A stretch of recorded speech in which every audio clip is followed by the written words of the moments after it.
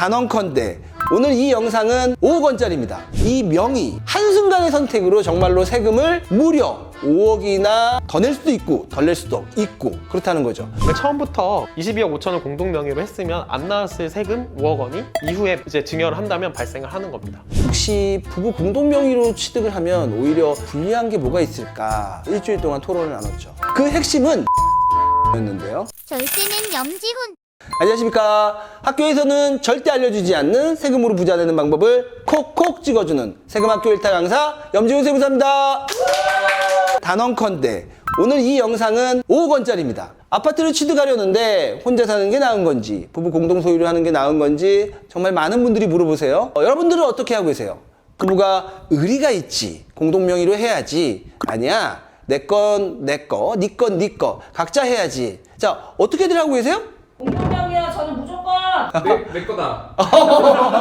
자, 조금씩 다 다른데, 그런데 이 명의 한순간의 선택으로 정말로 세금을 무려 5억이나 더 낼 수도 있고 덜 낼 수도 있고 그렇다는 거죠. 근데 믿기 어렵죠. 제가 실제 사례를 들어서 설명해 드릴 건데요. 이 영상만 잘 듣고 이해하셔도 여러분은 진짜 5억을 버는 겁니다. 정말 열심히 준비한 영상이니까 모두 함께 좋아요, 구독 한 번씩 눌러주시고 주변에 좋은 분이 있다면 딱 그분께만 공유해 주세요. 자, 여기 계신 분들 예금 관리를 부부 중에 누구 명의로 해요? 아내야. 아내. 각자요. 각자. 또 남편만 하는 분도 있겠죠. 그럼 부동산 명의는요? 제 명의로 하는데요. 무조건 제 명의. 아까 여자분 무조건 공동 명의. 무조건 제 겁니다. 참고로 저도 무조건 부부 공동 명의. 제가 그렇게 하는 이유가 있죠. 최근 저에게 상속세 상담을 하려고 오신 분이 한 분 있었는데 이분은 60세까지 부부가 함께 돈을 벌었어요. 그런데 거의 모든 예금을 남편분 단독 명의로 관리하셨어요. 그러다가 5년 전 70대 초반쯤에 아내분이 나도 좀 상가를 사자 그래갖고 상가를 한 10억짜리를 사고 좋아하셨는데 5년이 지난 최근에 남편분 돌아가셨어요. 그래서 상속세 신고를 준비하고 있는데 5년 전에 취득한 상가 그 10억 원이 어디서 났는지를 살펴보다 보니 그 금액 10억 원 모두 다 남편분 통장에서 나왔던 거예요. 그건 세법상 뭐죠? 중요해요. 중요. 그렇죠. 증여이죠. 그런데 아내도 같이 벌었으니까 상관없는 거 아니냐 이런 분들 많이 하세요. 근데 그에 대한 답변을 제가 스스로 구하자면 오래전부터 모든 돈, 그 돈을 남편분이 장기간 동안 관리하셔갖고 아내분이 있었다고 말하는 게 참 어려운 상황이에요. 그래서 어쩌면 안 내도 될 그 증여세, 상속세를 상당히 많이 내야 될 그런 상황이었는데 그래서 아내분이 번 돈 그건 어디에 갔냐 봤더니 거의 생활비로 다 쓰셨다고 하시더라고요. 그래서 결국 5년 전 취득한 그 취득자금에 대한 증여세 거의 1억 원 이번에 돌아가시면서 남편분이 재산을 대부분 단독으로 하셔서 상속세가 거의 10억 원이 나오는 상황인데 만약에 자산을 처음부터 공동 명의로 관리했다면 어땠을까요? 아마도 증여세는 안 나왔을 거고요. 상속세도 10억 원이 아니고 상당히 많은 금액을 줄일 수 있었을 거예요. 그 대신 부부가 공동으로 만약에 상가가 아닌 아파트를 취득한다면 부부가 각각 자금조달 계획서를 내야 돼요. 최근 제 주변에 또 부부 공동 명의로 아파트를 취득하는 과정에서 자금조달 계획서를 냈죠. 근데 그에 따른 자금 출처 조사가 나오신 분이 있었어요. 아파트를 20억 원이 넘는 걸 샀는데 남편분은 소득이 있고 아내분은 소득이 거의 없었죠. 그러니까 아내분의 자금 출처 확인을 위한 그런 조사였어요. 처음에는 엄청 잠도 못 주무시고 걱정이 많으셨어요. 그런데 아내분이 소득이 많지 않으니까 증여세가 많이 나올까 봐 고민했던 거죠. 그런데 증여세가 거의 없이 마무리가 된 거예요. 네네. 소득이 없는데 어떻게 그 10억이 넘는 금액을 자금 출처를 입증이 된 거예요? 그렇죠. 아내분은 거의 소득이 없었죠. 그래서 남편분이 아내한테 그 주택을 살 때, 아파트를 살 때 아내가 부담해야 될 약 10억 원 중에 6억 원을 증여를 해줬고요. 그런데 그건 증여공제 한도 내니까 상관이 없었죠. 각각 4억 원, 8억을 대출을 받으셨어요. 그러니까 4억, 8억의 대출을 받았으니까 자금 출처가 인정이 됐던 거죠. 그러면 처음부터 조사가 안 나오는 게 맞지 않을까요? 그런데 그 대출 명의가 각각이 아니고 남편이 소득이 많다 보니까 이자도 좀 줄이고 그러고 싶어서 남편 명의로 빌리다 보니까 과세관청에서는 남편이 아내한테 4억 원은 증여한 거 아니야? 이런 의문점을 가지고 조사가 나왔던 것 같아요. 그래서 어떻게 됐어요? 이자를 누가 냈냐에 이제 봤는데 아내분에게 약간의 이제 소득이 있으셨고 그 소득으로 대출 이자 중 자기복 100 몇십만 원을 매달 갚아 나간 게 보였고요. 그래서 대출은 남편 명의 단독으로 받았지만 차주는 각각이다. 그런 의미에서 이자도 내고 서로 간에 협의서도 작성해 놨기 때문에 슬기롭게 잘 넘어가고 두 분 다 너무 좋아하셨죠. 근데 그 두 분의 강남 아파트 지금 현재는 20몇 억이지만 그게 30억, 40억 이렇게 된다면 부부가 공동으로 그 이익을 향유할 수 있게 된다. 따라서 그 재산이 한 명한테 편중되지 않게 되다 보니까 언젠가 있을 상속인들에 대한 상속세 부담도 크게 줄어들 수 있을 겁니다. 제가 부부 공동명의 부동산 취득, 자산 취득이 훨씬 좋은 거다라는 걸 보여드리기 위해서 간단하게 그림을 그렸는데요. 남편과 아내가 있습니다.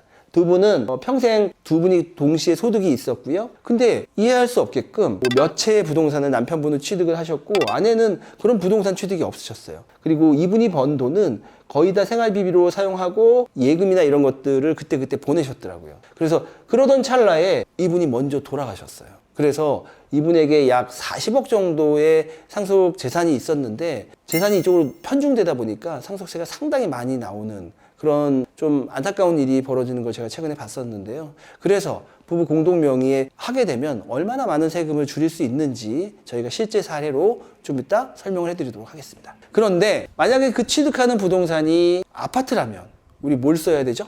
자금조달계획서. 그렇죠. 부부 공동이라면 부부 각자가 그 6억이 넘는 그 아파트에 대한 자금조달 계획서도 각자 내야 된다는 거. 그리고 그게 한쪽에 너무 치우치고 재산이 이전된다면 그게 세무서에서 본다면 그리고 그 금액이 6억이 넘는다면 증여세 조사가 나올 수도 있고 증여세를 납부해야 될 수도 있으니 각별히 유의하시기 바랍니다. 최근에 저희 세무법인에 상담을 오신 분이 한 분 있었습니다. 제가 그분 양도세 신고를 도와드린 적이 있는데 그분이 약 40년 동안 소유하고 있었던 건물 그거를 이번에 양도를 하시면서 양도 차익이 100억이 넘었어요. 그 100억이 넘는 거에 대한 양도세도 또한 되게 많았어요. 약 30억이 넘게 나왔는데 그분 다행히 부부 공동 명의였기 때문에 양도세를 조금 줄일 수 있었고 공동명의면 더 적게 내나요? 일단 적게 내는 건 세율을 좀 낮게 받을 수 있고 각각 공제받고 근데 그보다 더 중요한 건 한쪽이 100억을 팔아서 50억을 아내한테 증여할 필요가 없는 거죠. 각각 50억을 수중에 갖게 되기 때문에 우리가 좀 이따 설명하게 될 양도세 효과는 그리 크지 않지만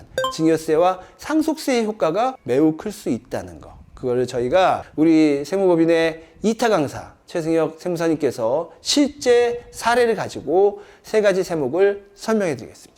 안녕하십니까. 세금학교 1타 강사를 꿈꾸는 2타 강사 최승혁 세무사입니다. 저는 오늘 강남 아파트를 10년 이상 보유하고 거주했을 때 양도소득세를 계산을 해볼 건데요. 혼자서 보유했을 때랑 부부간에 공동으로 2분의 1씩 보유했을 때 어떤 차이가 있는지를 한번 보여드릴게요. 5억 원에 취득을 해서 45억 원에 팔았다고 가정을 하고요. 1세대 1주택 비과세 대상이기 때문에 그걸 적용을 해서 계산을 한 결과고요. 45억 원에 팔았을 때 과세 표준이 5억 8천이고 세율은 42%, 산출세액은 2억 3천 계산되는 거 볼 수 있고 각각 공동으로 소유를 했을 때 양도가액, 취득가액, 양도차익 절반이죠. 그리고 각각 250만 원 기본공제 적용이 되고요. 낮은 과세 표준이기 때문에 혼자서 팔았을 때보다 각각 낮은 세율을 적용받을 수 있는 이런 효과가 있어요. 그래서 1인당 9,900만 원, 둘이 합쳐서 2억 원 정도 세금이 나오고 혼자서 양도했을 때보다 3천만 원 양도소득세가 절감되는 것을 볼 수 있습니다. 근데 세무사님 생각보다 그렇게 금액 차이가 크지 않은 것 같아요. 3천만 네. 원이면은 굳이 그 어렵게 취득한 강남 아파트를 네. 나눠서 갖고 있자니 저는 그냥 제가 끝까지 소유를 하고 싶거든요. 양도소득세 차이는 얼마 안 난다고 생각하실 수 있지만 우리가 결국에 자녀나 배우자한테 언젠가는 증여도 하고 이 아파트를 상속도 할 텐데 그때 증여세나 상속세를 혼자서 가지고 있을 때와 부부간에 각각 공동으로 가지고 있을 때 어떤 세금 효과가 있는지 다음에 알아보도록 하겠습니다. 자, 그래서 아까 아파트를 혼자 보유하다가 팔아서 40억 원이 이제 남았어요. 그리고 나머지 원래 가지고 있던 돈 5억 원을 합쳐서 45억 원을 보유하고 있다고 가정을 해볼게요. 처음부터 공동 지분이었으면 각각 22억 5천씩 가지고 있었을 텐데 지금 이제 혼자 45억을 가지고 있는 상황에서 이제 이후에 22억 5천을 증여를 한다면 어느 정도의 증여세가 발생할지 한번 볼게요. 아내에게 22억 5천만 원을 증여를 한다면 증여 재산가액 22억 5천이고요. 배우자 간 증여공제 6억 원 적용이 되겠죠. 과세표준 세율해서 산출세액 5억 원이 나오는 거예요. 그러니까 처음부터 22억 5천을 공동 명의로 했으면 안 나왔을 세금 5억 원이 이후에 이제 증여를 한다면 발생을 하는 겁니다. 그래서 이렇게 증여세의 5억 원의 절감 효과도 발생한다는 것을 확인하실 수 있고요. 안 주면 되잖아요.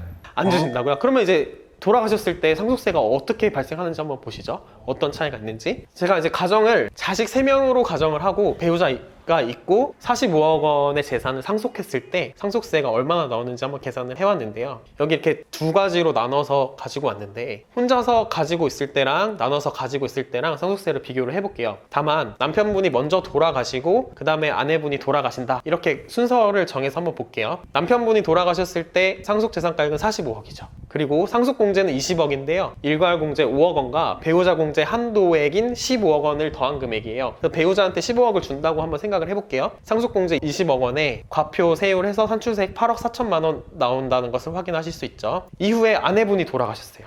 아내분은 남편한테 아까 15억 원을 받아서 가지고 있죠. 상속재산가액 15억 원에 배우자가 없어서 일괄공제 5억 원만 적용이 됩니다. 그렇게 해서 계산된 과세표준과 세율을 곱해서 산출세액 2억 4천이 나오고요. 남편분 돌아가셨을 때 8억 4천, 아내분 돌아가셨을 때 2억 4천, 더해서 총 세액 10억 8천만 원, 이렇게 발생을 하는 거예요. 처음부터 공동명의였다면 어땠을까요? 나눠서 취득했는데 처음부터 공동명의였으니까 남편분이 돌아가셨을 때 아내분의 재산을 안 받아도 되잖아요. 그래서 남편분 돌아갔을 때 상속재산가액 22억 5천이고 상속공제는 일괄공제 5억 원에 이제 배우자분이 재산을 받지 않더라도 배우자 공제 5억 원 들어가서 10억 원의 상속공제가 발생을 하고요. 그렇게 해서 계산된 산출세액 3억 4천이고요. 그 다음에 아내분 돌아가셨을 때 이 22억 5천은 원래 본인 명의로 가지고 있던 재산이에요. 그 다음에 배우자 공제는 없고 일괄공제 5억 원만 적용이 되는 거고, 그렇게 해서 계산된 산출세액이 5억 4천이고요. 합치면 8억 8천이죠. 그래서 혼자서 취득했을 때 상속세 합계가 10억 8천인데 처음부터 나눠서 취득했다면 8억 8천으로 상속세에서도 2억 원을 아낄 수 있는 것입니다.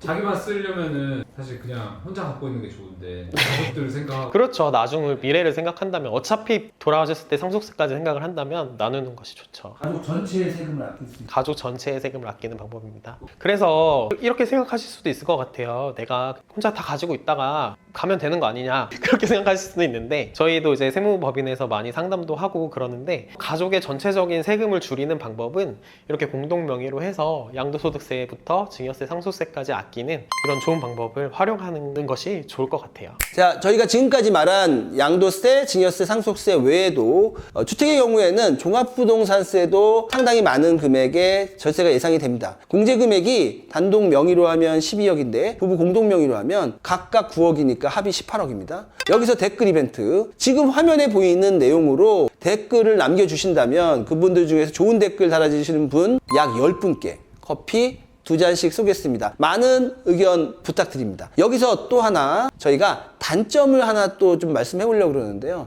제가 이번 부부 공동명의 부동산 취득과 관련된 그 효과 강의를 준비하면서 혹시 부부 공동명의로 취득을 하면 오히려 불리한 게 뭐가 있을까? 저와 함께하는 3타 강사 세무사 이성우님과 일주일 동안 토론을 나눴죠. 그 핵심은 건강보험료였는데요. 제가 화면에 건강보험공단 홈페이지에서 발췌한 피부양자 소득 및 재산으로 인한 자격 상실 내용을 공유해 봅니다. 건강보험 관련 내용은 건강보험공단에 문의해 주세요.